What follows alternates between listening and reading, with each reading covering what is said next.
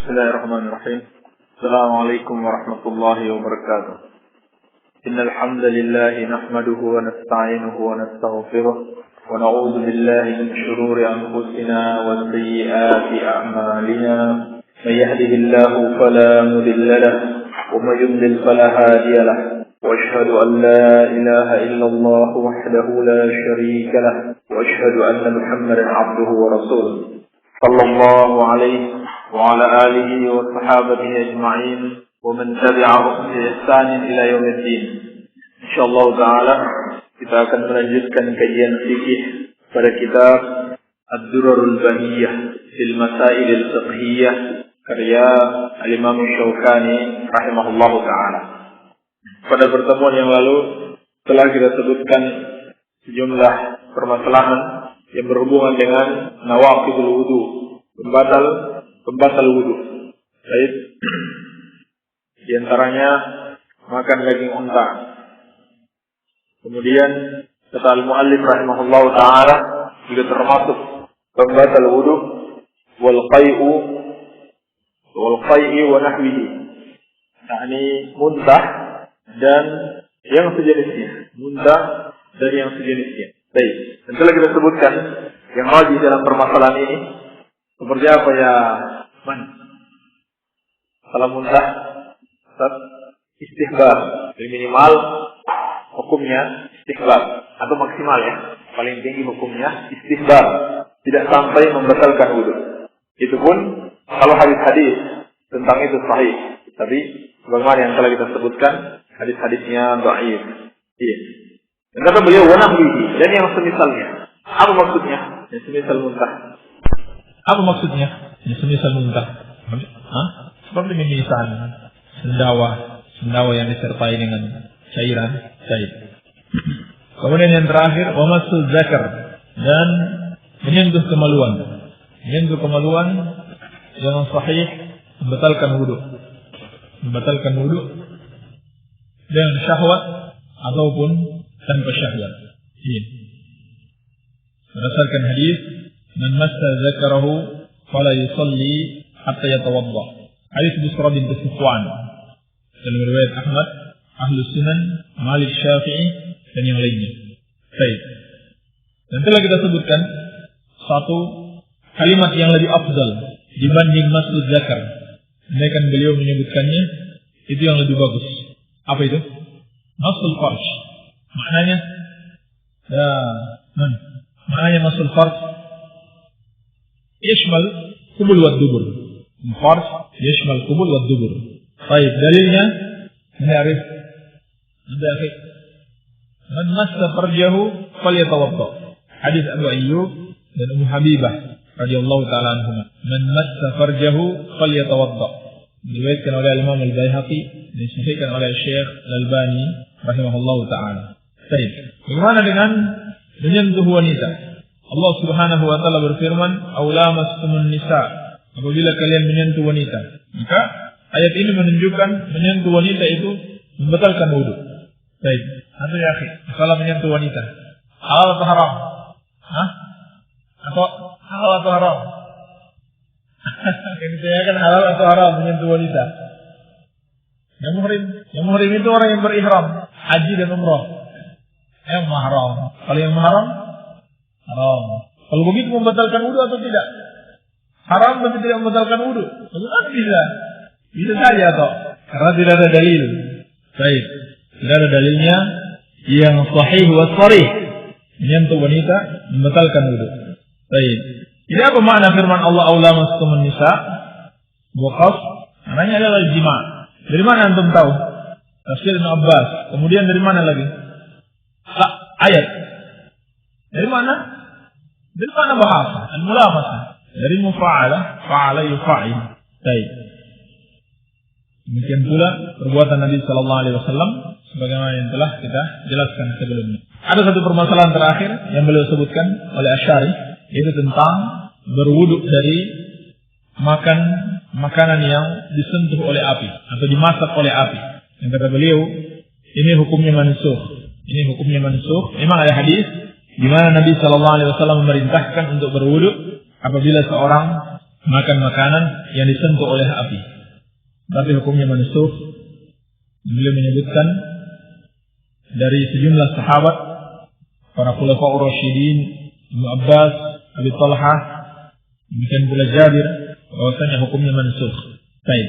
Sebagian ulama mengatakan hukum yang paling tinggi adalah mustahab, tidak lagi sampai wajib atau tidak sampai membatalkan wudu. Baik.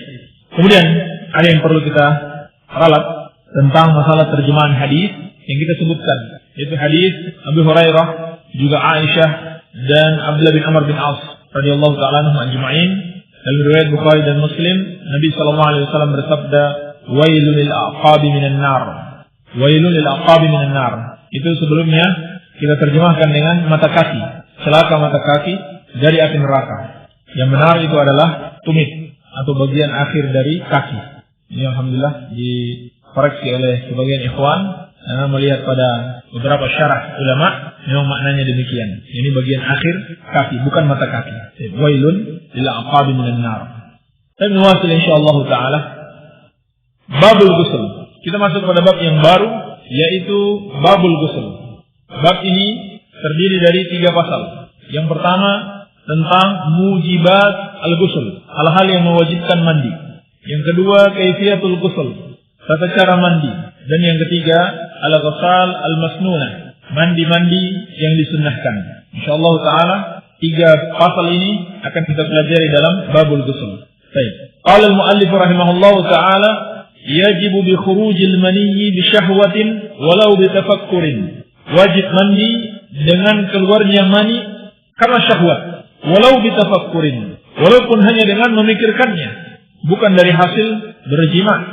Wa bil tiqa'il khitanain, demikian pula wajib mandi karena bertemunya 2 khitan. Wa bil qita'il haidi, dan karena berhentinya haid wajib mandi. Wan nifasi, demikian pula berhenti nifas bagi wanita. Wa bil ihtilami ma'a wujudi balalin, dan karena mimpi basah disertai dengan adanya basah itu sendiri. Yani basah air mani, bukan ngompol. Wa bil mauti, dan dengan kematian. Wa bil Islam, dan dengan Islam. Maksudnya karena dia sudah meninggal wajib dimandikan, dan karena dia masuk Islam wajib untuk mandi. Baik. Ini matan Ad-Durarul Bahiyah tentang hal-hal yang mewajibkan mandi. Beliau menyebutkan ada 7 sebab yang mewajibkan mandi. Nanti akan kita tambahkan beberapa sebab yang disebutkan oleh para ulama yang lainnya. Qala al-muallif rahimahullahu taala, yajibu bi khurujil maniyyi bi syahwatin walau bi tafakkurin. Babul ghusl, bab tentang mandi.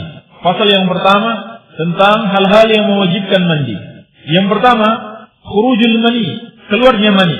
Yajibu bi khurujil mani, wajib karena mengeluarkan mani bi syahwatin, dengan syahwat, walau bi tafakkurin, meskipun hanya dengan memikirkan, ini mengkhayal kepada hal-hal yang mengantarkan kepada syahwat lalu mengeluarkan air mani.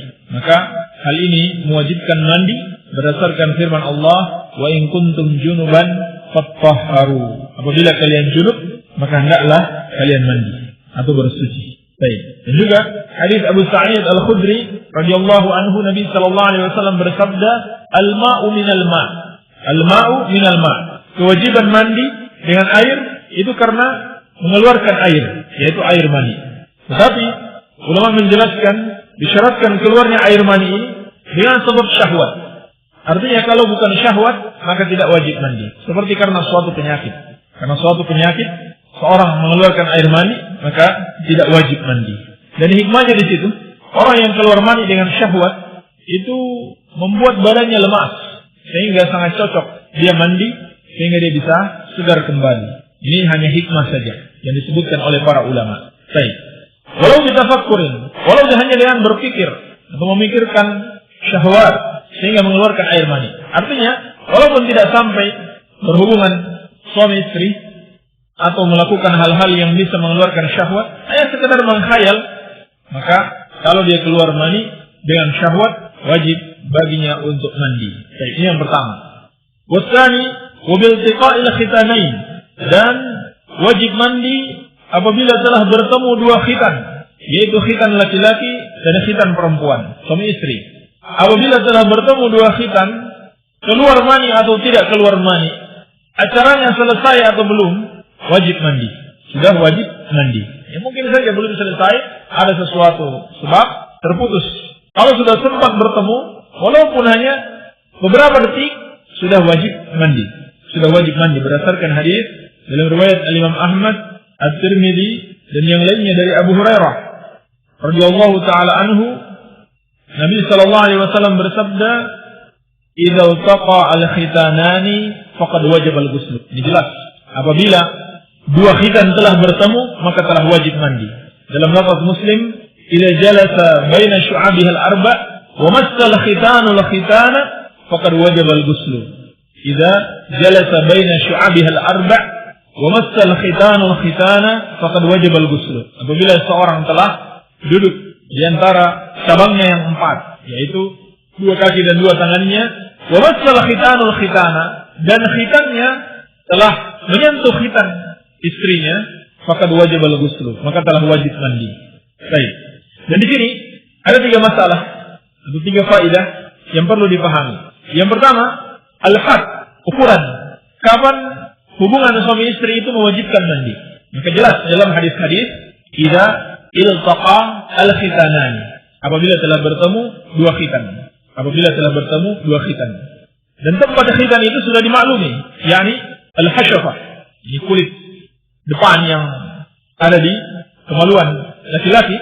Nah ini, apabila sudah menyentuh kemaluan wanita, wajib mandi. Dan yang menjadi ukuran di situ, kata para ulama, adalah taghibul hashafah. Apabila ujungnya ini, ujung penis sudah enggak kelihatan, tenggelam dia pada tempat yang paling dia sukai. Ini berdasarkan hadis yang sahih dari Abdullah bin Amr bin As dan disahihkan oleh Syekh Al-Albani dalam Sahihul Jami'. Kata Nabi sallallahu alaihi wasallam, "Idza iltaqa al-khitanani wa ghabatil hashafah, faqad wajaba al-ghusl anzala am lam yunzil." Apabila dua khitan bertemu dan ujung penisnya ini sudah hilang, tenggelam, maka telah wajib mandi. Apakah dia mengeluarkan mani atau tidak mengeluarkannya? Apakah dia mengeluarkan mani atau tidak mengeluarkannya? Kayaknya pemandangannya tidak bagus ya. Kalau sedang taklim, anak-anak pada ketawa-ketawa, main-main. Bagusnya dikasih tugas apa ini anak-anak ini? Dikasih tugas lah, menulis atau membaca PR. Baik. Ini yang pertama, ukurannya. Kemudian masalah yang kedua, bukanlah termasuk syarat adanya khitan tersebut. Tetapi yang dimaksudkan di sini maudhi'ul khitan, tempat di khitan. Jadi bukan itu maksudnya adanya khitan, tapi tempat di khitan. Ini yang dijelaskan para ulama. Jadi, andai kan seorang belum di khitan, seperti misalkan orang baru masuk Islam, sudah dewasa, belum di khitan, belum sempat di khitan, lalu bertemu khitannya dengan khitan istrinya, maka wajib baginya mandi. Ini maksudnya. Baik. Kemudian permasalahan yang ketiga, faedah yang bisa kita petik dari hadis-hadis ini, yakni masyru'iyatu khitanil mar'ah. Disyariatkannya wanita itu dikhitan. Disyariatkannya wanita itu dikhitan. Walaupun peraturan dokter jahiliyah, mereka tidak membenarkan adanya khitan bagi wanita. Ini peraturan jahiliyah. Dalam hadis-hadis ini jelas terdapat dalil disyariatkannya khitan bagi wanita. Namun pendapat Al-Lajnah Daimah yang diketuai oleh Syekh bin Baz rahimahullahu taala, hukum khitan bagi wanita tidak sampai wajib, tidak seperti laki-laki. Tapi hikmahnya sangat besar sekali. Dijelaskan oleh para ulama, bagian yang harus dikhitan dari wanita itu, katanya kalau dia berlebihan, maka nafsu seksualnya itu juga berkobar-kobar seperti wanita-wanita kafir. Tapi kalau dihilangkan sama sekali, nafsunya malah jadi hilang. Jadi dipotong sedikit saja, dipotong sedikit, jangan semuanya. Baik. Nah, hadis ini jelas, wanita disyariatkan untuk berkhitan, hanya saja tidak sampai pada hukum wajib ala qauli ba'dil ulama. Tapi yang keberapa? Yang kedua. Kemudian sebab yang ketiga yang mewajibkan mandi, wa bi inqita'il haidi, dan dengan terputusnya haid atau selesai dari masa haid, maka wajib wajib bagi seorang wanita untuk mandi berdasarkan firman Allah Subhanahu wa taala, Wala taqrabuhunna hatta yathurna. Janganlah kalian mendekati istri-istri kalian sampai mereka suci. Yani jangan kalian berjima, berhubungan suami istri di tempat keluarnya darah haidnya. Fa idza tatahharna, apabila mereka telah bersuci, fa'tuhunna min haitsu amarakumullah. Maka datangilah mereka dari arah yang Allah perintahkan kepada kalian. Ini dalil dari Al-Qur'an dalam surat Al-Baqarah ayat ke-122. Adapun dalil dari As-Sunnah di dalam As-Sahihain dari Ummul Mukminin Aisyah radhiyallahu anha pada kisah Fatimah binti Abi Hubaysh. Nabi sallallahu alaihi wasallam bersabda, "Fa idza aqbalatil haidah fada'is shalah." Apabila haid datang, maka tinggalkanlah salat. Wa idza adbarat faghtasili wa shalli. Dan apabila haidmu telah pergi, telah selesai, maka hendaklah kamu mandi dan salat. Ini dalil menunjukkan bahwasanya wajib bagi wanita untuk bersegera mandi apabila telah berhenti haidnya. Wan nifas, yang keempat, nifas. Ini ulama sepakat hukum nifas sama dengan hukum haid. Apabila nifas telah berhenti, maka wajib juga bagi seorang wanita untuk segera mandi. Baik. Kemudian yang kelima, al-ihtilamu ma'wujudi balalin. Wa bil ihtilami ma'wujudi balalin. Yang mewajibkan mandi apabila seorang mimpi basah disertai dengan adanya basah itu sendiri, yakni adanya air mani, apakah pada pakaiannya atau pada badannya atau pada tempat tidurnya. Baik. Ini berdasarkan dalil disebutkan oleh Asy-Syarih hadis Aisyah radhiyallahu anha dalam riwayat Imam Ahmad, Abu Daud, Tirmidzi dan yang lainnya, dan dihasankan oleh Syekh Al-Albani. Berkata Aisyah radhiyallahu anha, "Su'ila Rasulullah sallallahu alaihi wasallam 'anil rajul yajidul balal wa la yadhkuru ihtilaman." Nabi sallallahu alaihi wasallam bertanya tentang seseorang yang mendapati air mani, tetapi dia tidak ingat dia mimpi atau tidak. Faqala yaghtasil. Maka Nabi sallallahu alaihi wasallam bersabda, hendaklah dia mandi. Wa 'anil rajul yara an qad ihtalama wa la yajidul balal. Nabi sallallahu alaihi wasallam ditanya tentang seseorang yakin dia mimpi basah, tapi setelah bangun dia tidak mendapati air mani. Faqal la ghusla alaihi. Maka Nabi sallallahu alaihi wasallam bersabda, tidak wajib baginya mandi. Demikian pula hadis Bukhari dan Muslim dari Ummu Salamah radhiyallahu anha. Ini kisah tentang Ummu Sulaim yang datang kepada Nabi sallallahu alaihi wasallam dan bertanya, "Ya Rasulullah, inna Allah la yastahi minal haqq." Ya Rasulullah, sesungguhnya Allah tidak malu dari kebenaran. Fahal 'alal mar'ati al-ghuslu idza ihtalamat? Maka apakah wajib bagi wanita itu mandi apabila dia mimpi? Ini mimpi basah? Qala na'am idza ra'atil ma'. Nabi sallallahu alaihi wasallam bersabda, iya apabila dia melihat air, yani melihat air mani. Baik. Ini yang dijadikan dalil oleh al-mu'allif rahimahullahu taala, mimpi basah lalu ada air di situ, ada air mani. Artinya kalau tidak ada air mani, tidak mewajibkan mandi. Baik. Jadi yang menjadi ukuran di sini bukan mimpinya sebenarnya, tetapi air mani ada atau tidak. Ini maksud al-mu'allif rahimahullahu taala. Tapi yang sahih di sini perlu ditafsir, perlu dirinci. Rincian yang pertama, apabila seorang mimpi basah, kemudian dia lihat ada air mani, namun dia masih ragu. Jadi malam benar-benar mimpi apa enggak ya? Tapi jelas-jelas dia lihat di pakaiannya atau di badannya atau di tempat tidurnya ada air mani. Maka yang seperti ini wajib mandi. Jelas ada bukti. Baik. Keadaan yang kedua, apabila seorang mimpi basah, lalu setelah dia bangun tidak ada air mani, tidak basah pakaiannya dengan air mani. Namun dia yakin dia mimpi basah. Bersamaan dengan itu ada madhannatu khafai hadal balal. Ada persangkaan tersamarnya basah air maninya ini. Bisa dari minal asbab. Karena ada satu sebab. Baik, paham keadaannya? Dia yakin mimpi basah, tapi setelah bangun tidak ada bekasnya. Cuma ada satu persangkaan, kemungkinan besar hilang sudah bekasnya karena ada satu sebab. Bisa saja hilang karena ada satu sebab. Mungkin dia tidak tahu istrinya sudah ganti pakaiannya, sudah bersihkan. Kan bisa saja. Baik. Atau mungkin panas. Pas musim panas, tidur siang, panas sekali sampai kering. Atau kipas angin kencang. Lalu hilang bekasnya. Maka dalam keadaan seperti ini, walaupun dia tidak melihat air, wajib mandi. Ini tafsirnya. Wajib mandi. Baik. Ini perincian yang kedua. Yang ketiga, apabila seorang mimpi basah, walaupun dia yakin sepenuhnya, tetapi dia tidak mendapatkan air dan tidak ada juga persangkaan bahwa tadinya basah kemudian sudah hilang. Baik. Maka inilah yang tidak memerlukan mandi. Dia ingat yakin tadi malam mimpi basah, tapi setelah bangun tidur tidak ada bekasnya dan tidak ada kemungkinan yang menyebabkan basahnya itu hilang seketika. Tidak dalam keadaan panas, tidak ada yang mengganti pakaiannya, tidak ada yang membersihkannya, tidak pula ada angin kencang sehingga bisa mengeringkan. Pokoknya tidak ada bekas lah sama sekali. Maka dalam keadaan seperti ini tidak wajib baginya mandi. Tidak wajib baginya mandi. Baik.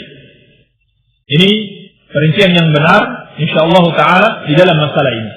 Jadi, kalau seorang yakin mimpi, walaupun dia tidak menemukan air, maka dilihat keadaannya. Kalau ada perkiraan air itu tadinya ada kemudian hilang, maka wajib baginya mandi. Tapi kalau tidak ada perkiraan itu, maka tidak wajib baginya mandi. Demikian wallahu taala alam. Baik. Ini sebab mandi yang kelima. Masih ada tersisa 5 lagi hingga genap 10. 5 lagi penyebab wajibnya mandi atas seorang muslim maupun muslimah. Insyaallah taala kita lanjutkan pada pertemuan yang akan datang. Semoga ada manfaatnya. Subhanakallahumma wa bihamdika asyhadu an la ilaha illa anta astaghfiruka wa atubu ilaik. Wa sallallahu ala nabiyyina Muhammad wa sallam. Alhamdulillahirabbil alamin. Demikian tadi apa yang telah disampaikan oleh Al-Ustaz Abu Abdullah Sufyan, dan insyaallah kita memasuki sesi tanya jawab. Dan alhamdulillah pertanyaan yang kemarin pun masih banyak yang belum disampaikan oleh Ustaz Abu Abdullah Sufyan, dan insyaallah mudah-mudahan pertanyaan-pertanyaan sedikit demi sedikit insyaallah mudah-mudahan bisa dijelaskan oleh Ustaz Abu Abdullah Sufyan. Dan kami beritahukan lagi sekali lagi kepada para pendengar radio dakwah salafiyah yang ingin bertanya, silakan kirimkan pertanyaannya melalui SMS ke nomor 08530304. Baik, mungkin itu yang ingin disampaikan, maka kami persilahkan kepada Ustaz Abu Abdullah Sufyan untuk menjelaskan pertanyaan yang telah masuk. Bismillahirrahmanirrahim. Wassalatu wassalamu ala Rasulillah. Saya mau tanya Pak Ustaz, berdasarkan hukum apa bila dalam sholat ketika membaca doa tasyahud akhir sampai mengucapkan salam, tengok ke kanan dan ke kiri, dan setelah itu merubah posisi duduk ke arah utara?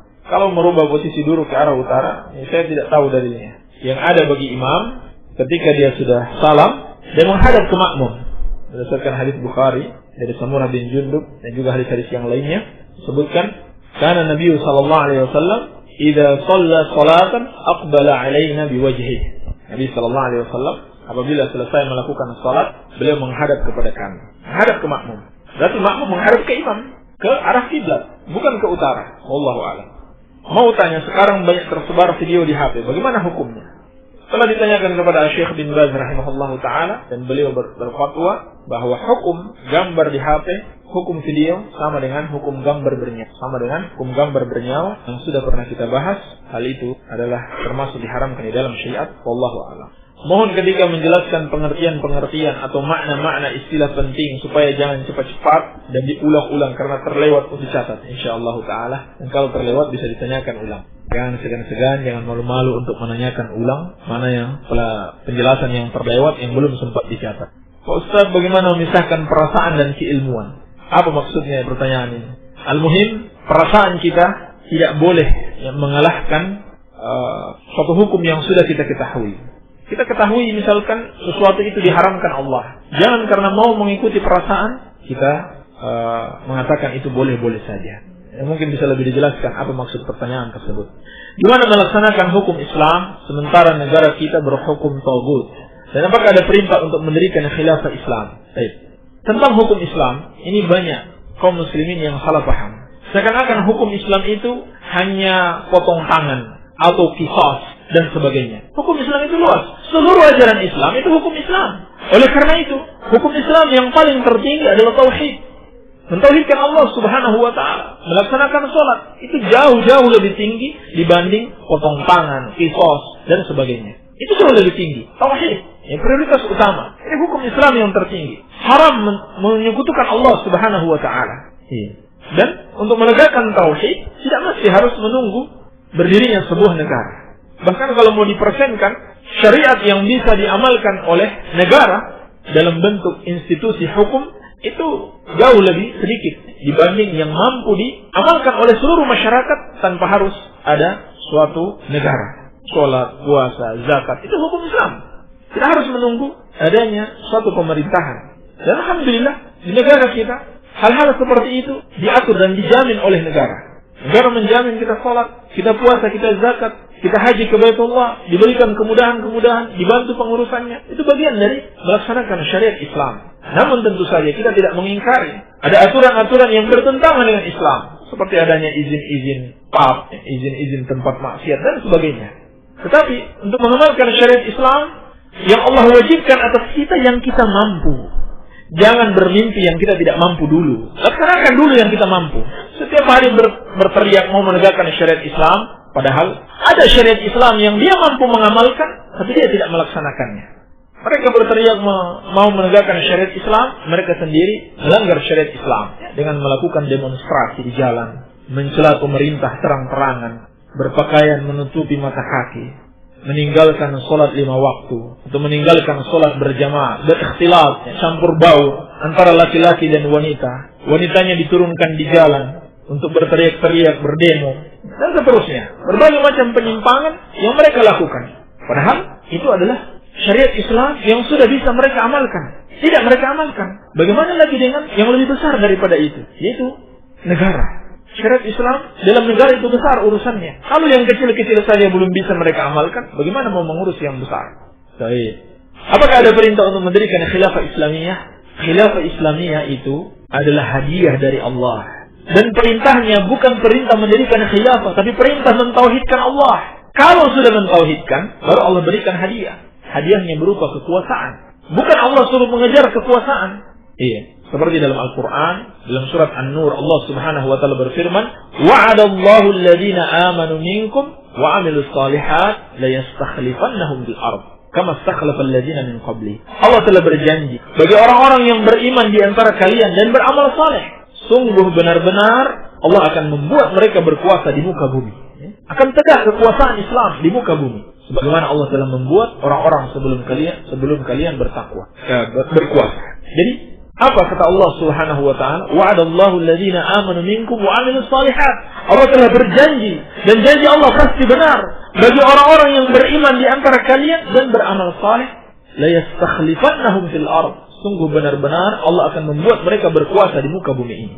Kepada siapa Allah berjanji? Kepada yang beriman dan beramal saleh. Jadi kalau perbuatan mereka menyelisihi syariat Islam, menyelisihi iman dan amal saleh, tidak akan mungkin bisa meraih kekuasaan tersebut. Jadi yang paling penting bagi kita merealisasikan iman dan amal saleh. Kalau Allah melihat kita sudah layak untuk memimpin, untuk berkuasa, maka Allah akan berikan. Allah janji. Apakah kita ragu dengan janji Allah? Tetapi janji ini khusus bagi yang beriman dan beramal saleh. Iman yang benar, yang sesuai petunjuk Rasulullah SAW. Dan amal saleh adalah amal yang ikhlas dan sesuai petunjuk Rasulullah SAW. Jadi tidak mungkin mereka bisa mendirikan khilafah Islamiyah, khilafah yang benar, kalau mereka tidak beriman dan beramal saleh, dalam artian mereka tidak melaksanakan Islam sebagaimana yang dituntun oleh Rasulullah SAW. Barangkali kita cukupkan dulu. Ini yang bisa Anda sampaikan. Semoga ada manfaatnya. Baik, subhanaka Allahumma bika wa atubu ilaik. Wassallallahu alaihi wasallam. Alhamdulillah.